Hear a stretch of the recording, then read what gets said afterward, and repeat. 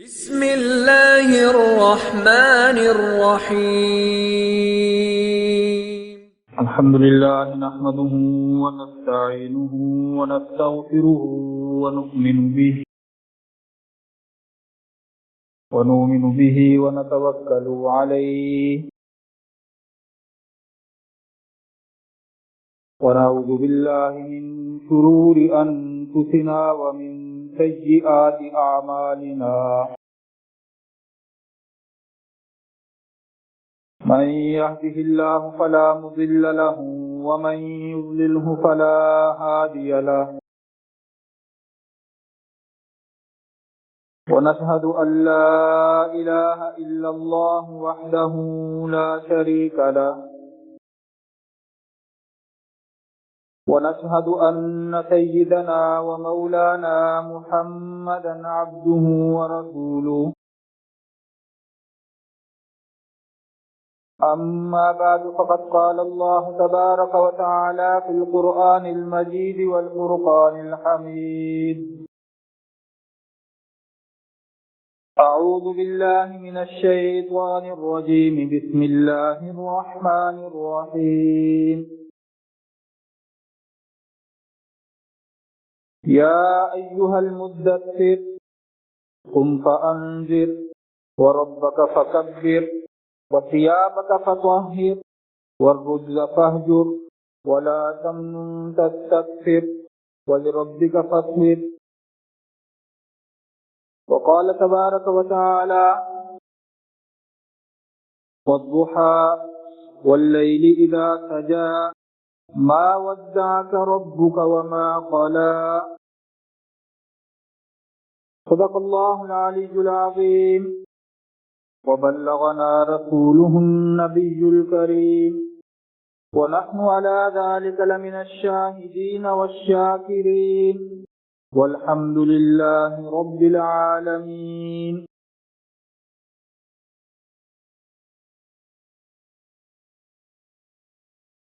میرے معزز و محترم سامعین گرامی قدر،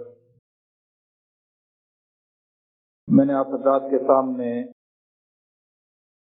قرآن مجید فرقان حمید کے دو مختلف مقامات سے چند آیات کریمہ تلاوت کی ہیں. آج کی اس نشست میں انہی مبارک آیات کی روشنی میں چند ضروری گزارشات عرض کروں گا.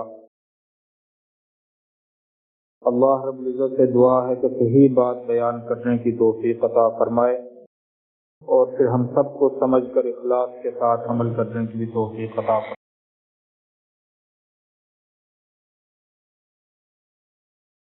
پہلی آیات مبارکہ سورہ المدثر 29ویں پارے کی ہیں. ارشاد باری تعالی ہے یا ایھا المدثر،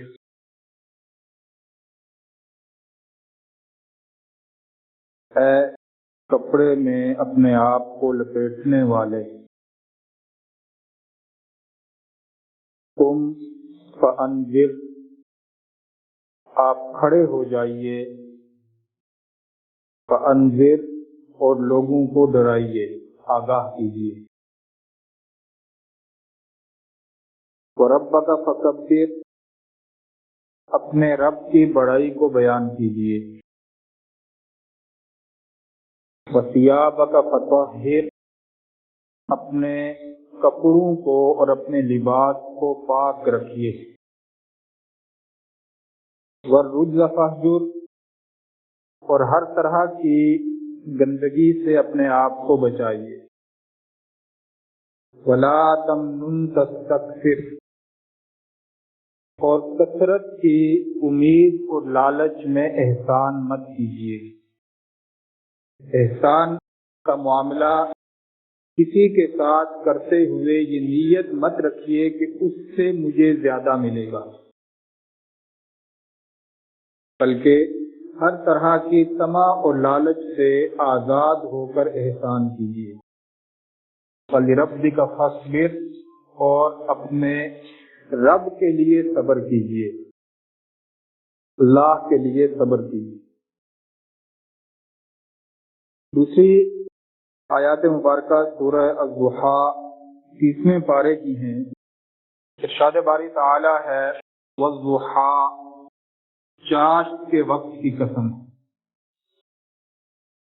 واللیل اذا سجا، رات کی قسم ہے اذا سجا، جب وہ چھا جائے، ما ودعک ربک وما قلی، اے محمد صلی اللہ علیہ وسلم، آپ کے رب نے نہ تو آپ کو چھوڑا، وما قلی، اور نہ آپ سے ناراض ہوا،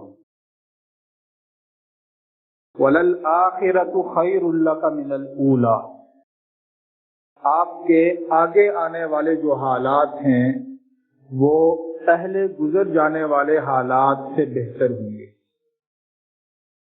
وَلَسَوْفَ يُؤْتِيكَ رَبُّكَ فَتَرْضَىٰ، ان قریب آپ کو آپ کا رب وہ چیزیں عطا کرے گا کہ آپ راضی ہو جائیں گے، آپ کا رب آپ کو وہ انعامات، وہ رحمتیں، وہ برکتیں عطا کرے گا، فَتَرْضَىٰ، کہ آپ راضی ہو جائیں گے۔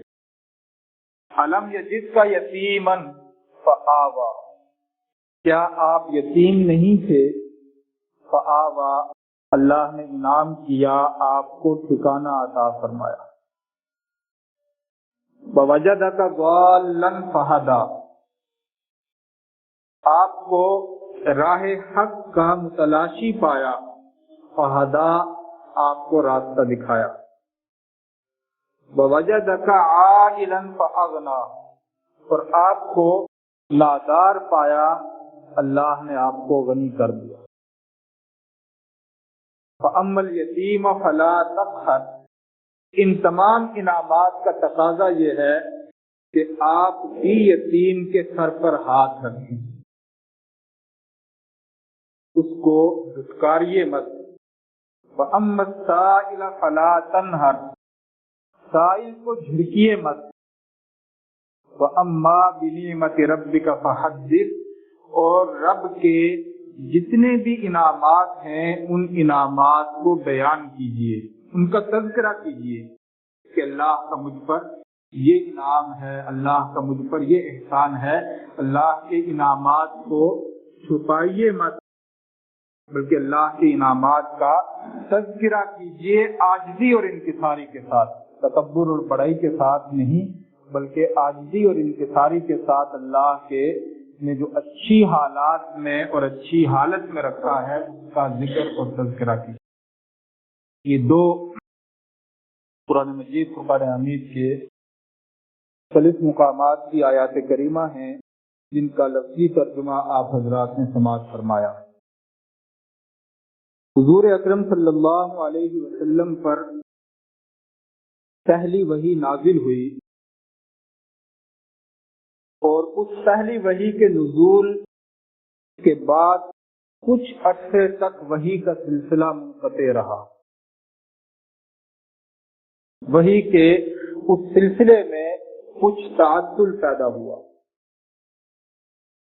حضور اکرم صلی اللہ علیہ وسلم پر جو وحی نازل ہوتی تھی، اس وحی کے نتیجے میں آپ علیہ الصلوۃ والسلام کو رہنمائی حاصل ہوتی۔ اس وحی کے نتیجے میں حضور اکرم صلی اللہ علیہ وسلم کے قلب مبارک میں ایک قوت اور طاقت پیدا ہوتی، ایک تقویت پیدا ہوتی، رہنمائی حاصل ہوتی۔ آپ علیہ الصلوۃ والسلام کو ایک اعتماد اور ایک اعتبار حاصل ہوتا، آپ کو یقین کی حالت اور احوال سے گزرنا پڑتا، یقین کی حالت اور کیفیت حاصل ہوتی۔ اور یہ جو یقین کی حالت اور کیفیت ہے، یہ اتنی بڑی دولت ہے اور اتنی بڑی نعمت ہے کہ اس نعمت اور اس دولت کے مقابلے میں کوئی اور چیز ایسی نہیں ہے جو انسان کو قلبی اور باطنی اور روحانی طور پر مضبوط کر سکے۔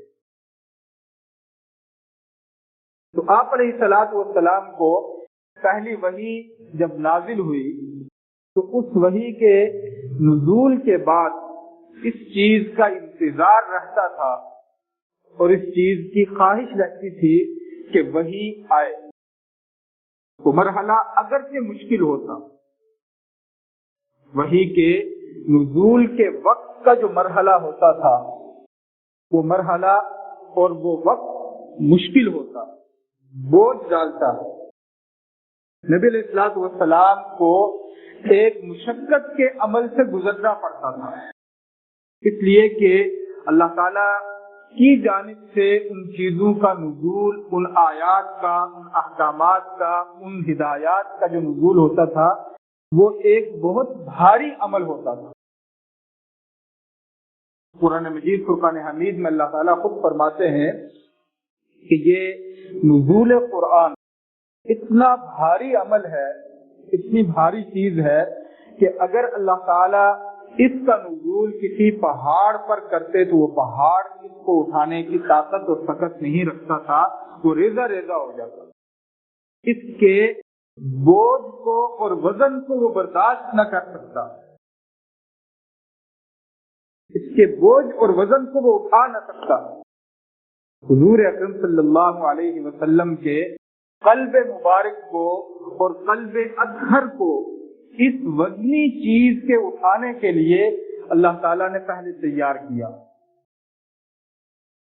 اللہ تعالیٰ نے پہلے اس کو تیار کیا، اس کے اندر اتنی طاقت پیدا کی، اتنی تقویت پیدا کی، اتنی قوت پیدا کی، اس بوجھ کو برداشت کرنے کی اتنی صلاحیت اور استطاعت اللہ تعالیٰ نے پہلے پیدا کی کہ اس قلب پر وحی کی ان چیزوں کا ظہور ہو سکتا.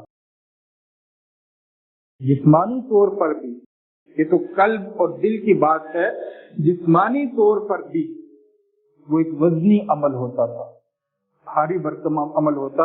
ایک صحابی کہتے ہیں کہ حضور اکرم صلی اللہ علیہ وسلم کے ساتھ ہی لگ کر میں بیٹھا ہوا تھا اور آپ علیہ الصلوۃ والسلام کی ران مبارک کا کچھ بوجھ میری ران پر تھا کہ اسی اثناء میں نزول وحی کا عمل شروع ہو گیا، وحی کے نازل ہونے کا عمل شروع ہو گیا.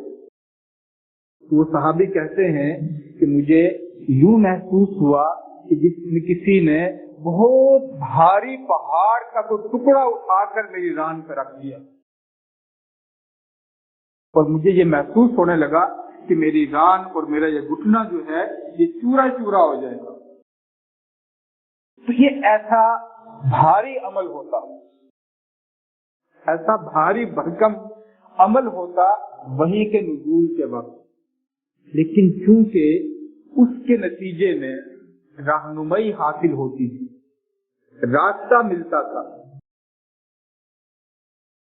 انسان جب کسی سخت معاملے میں پھنسا ہوا ہو اور اسے کوئی چیز سجھائی نہ دے رہی ہو کہ میں نے کیا کرنا ہے، میں نے کس سمت میں اور کس رخ سے قدم اٹھانا ہے، کس جانب میں نے چلنا ہے، ان سخت اور دشوار ترین حالات میں سب سے بڑا محسن انسان کا وہ شخص ہوتا ہے جو اس کو رہنمائی کرے اور راستہ دکھائے، جو اس کو راہ سجائے کہ بھئی تم نے اس جانب قدم اٹھانا ہے. تو چونکہ اس کے نتیجے میں آپ علیہ الصلوۃ والسلام کو رہنمائی میسر آتی تھی، جو رہنمائی انسانوں میں سے دینے کے لیے کسی کے پاس صلاحیت نہیں تھی. آپ علیہ الصلوۃ والسلام کو وہ رہنمائی حاصل ہوتی، وہ قلب اور دل کی تقویت حاصل ہوتی، طاقت حاصل ہوتی، سکون حاصل ہوتا، قوت حاصل ہوتی، دلی طور پر ایک طمانینت کی کیفیت حاصل ہوتی اس وحی کے نتیجے میں. تو مشقت کا عمل ہونے کے باوجود آپ علیہ الصلوۃ والسلام منتظر رہتے تھے. لیکن وحی کا سلسلہ سیرت نگار لکھتے ہیں کہ پہلی وحی کے نازل ہونے کے بعد وحی کا سلسلہ پھر کچھ عرصے تک منقطع رہا. میں تو امتی ہوں اے شاہ کر دے میرے آقا اب نظر کرم.